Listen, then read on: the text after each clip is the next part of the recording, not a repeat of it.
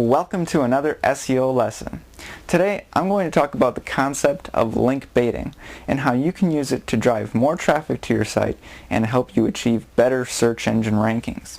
Now, link baiting is not a new concept. People have been using this for years. It's really just a term that describes the use of a website or a blog to generate one-way links to that website. And other than well-crafted press releases, there really isn't a more powerful or more effective way that I know of to drive massive amounts of traffic and get tremendous boosts to your search engine rankings very quickly. So if you are serious about getting more eyeballs, and these are targeted eyeballs, to your website, then you will add link baiting techniques to your link building war chest. Now, while any page can be link bait, these days it's frequently associated with blog posts, since blog posts are easy to do and they allow with a little bit more interactivity with your audience through the use of comments. So just keep that in mind when I talk about some of these techniques. Now, link baiting, just like press releases, is all about getting attention. So let's talk about some ways that you can get attention. Number one, great content. Now, this is the classic way of building links. All you need to do is provide great content. But, well, what is great content really? Well, I'll tell you what it's not. It's not the type of content you get by buying private label articles or by hiring some cheap writer for India who will do it for like $5 an article. Just go ahead, take a look at the very competitive terms on Google. Notice the amount of content these sites provide, and not just on their single pages, but on how many different pages they link to.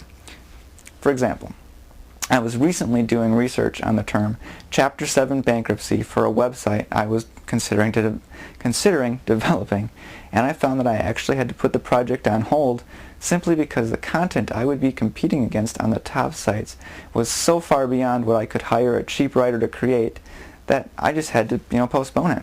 Many of these sites had thousands of words written about how it worked. One site even exceeded 10,000 words, and it all would be considered genuinely helpful to anybody who was interested in learning about that topic.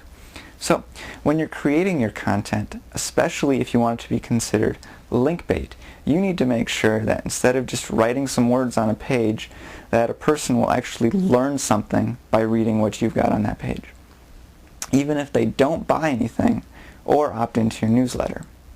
Essentially, what you need to do is create expert quality information that's easy and interesting to read.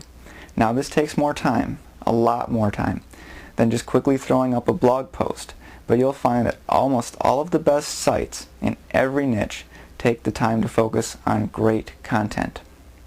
Alright, method number 2 to get attention, the case study. Now, this can be a great way to attract links. Take the time to do some research on a product or service and see if it lives up to its marketing hype.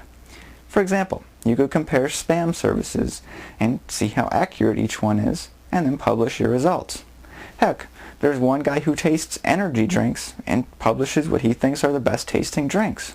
So, do research, find something interesting in your niche that you could do a case study on, publish those results. And including pretty charts and graphs is always a good idea because people love charts and graphs. Alright, method number 3, create controversy. Say something to stir up controversy. For example, if you're in the search engine optimization niche and you call all SEO specialists snake oil salesmen, you're going to get some attention. Now, I have had some personal experience with this topic. In 2006, I recorded a video promoting a social bookmarking service, and if you look on YouTube, you can probably find it. And I just posted it on some video sharing sites and went about my day. Well, imagine my surprise when I woke up 2 months later after recording this video to an inbox full of hate mail. Apparently, some influential blogger had found my video offensive, and he used it as an example of what not to do. He posted it on Dig and got a huge response referring people to my video. Now, most people would consider being insulted in your niche an awful thing to happen for your business or reputation, but for me, I actually got a lot out of it. I got a lot of traffic to my site, a bunch of new links, several new subscribers, one new customer, and an interview request. So saying something controversial on your site or making a video about something controversial can be an extremely effective way to generate discussion and hence get you links. Now, some people say that you can try to do this too often, and if you do that, it can damage your credibility. But then again, there's people like Howard Stern who've made a pretty good living being controversial 100% of the time. Okay, next up we've got number 4, current events. One way to get traffic is to tie your website into current events or to offer your own take on current events within your industry. The trick with using current events, well, it's to make sure that what you're using is current. In this day of 24-hour news stations, constantly updated news websites like CNN and Fox, news that happened last week is already old news. Also, remember that it's just not enough to cover the news now. There are plenty of other sites that already do that. So give your own take on things. Feel free to, use some editorials. And don't be afraid to ruffle some feathers with your views. You don't want everybody to agree with you. Number 5, competitions. Start a contest on your site. Now, I run an American Idol fan site just for fun. And one thing we did to boost traffic to the site was we ran a competition to predict who the top 3 finalists were going to be. And we gave away CDs to everybody who got it right. And after 100 guesses, only one person actually got it. But anyway, we got featured on several giveaway sites, and we were linked to in several other American Idol themed blogs. It resulted in a lot of targeted traffic while the competition was open, and we ended up getting a lot more loyal readers to that site as a result. And with a fan site, if you want to generate revenue, you need as many people as possible. Now, however, just having a competition or having great content isn't always going to be enough, especially if you don't already have a lot of traffic on your website. You're likely going to have to take matters into your own hands and do a little bit of self-promotion.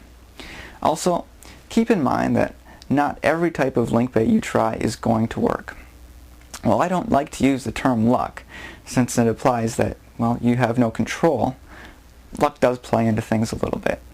Wildly successful link baiting campaigns require the right person or people seeing it at just the right time. Now, some estimates that I've seen are that for every 4 link bait attempts, and these aren't just regular blog posts, but actual attempts to create link bait, one of them in every 4 will start to work okay, and maybe 1 in 20 will be home runs. So this really is kind of like baseball. You're going to strike out a lot more than you get a hit. And only once in a while do you actually hit one out of the park. But when you do, hey, be ready for massive traffic and massive links. One thing that you should do when creating link bait is think like a copywriter. For example, the most important element of a sales letter is the headline. If you write a compelling headline that attracts attention, you're already halfway there.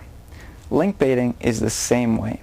You need to write great headlines that will attract attention. Now, fortunately, it's really easy to see what type of headlines are working. Just head over to dig.com or netscape.com and read the headlines of the items that have already made it to the popular pages. And also, you don't want to write like you're trying to get into a scientific journal. Again, you want to write like a copywriter. Use short paragraphs. Informal grammar, i.e., write like you talk. Use slang when appropriate, and feel free to insert pictures and videos. Also, don't be afraid to do a little self-promotion. I'm going to say that again. Don't wait for someone else to submit your post to Dig or Netscape. Do it yourself. Post in related forums and ask what other people think, or heck, you could even email other bloggers and ask them for a critique. And, that is link baiting in a nutshell. Now, while it's not as simple as article marketing or directory submissions, it has tremendous upside, and it is well worth taking the time to learn how to do properly. And remember, for more tips like this, you can get my free link building guide from the ultimatetrafficblueprint.com homepage.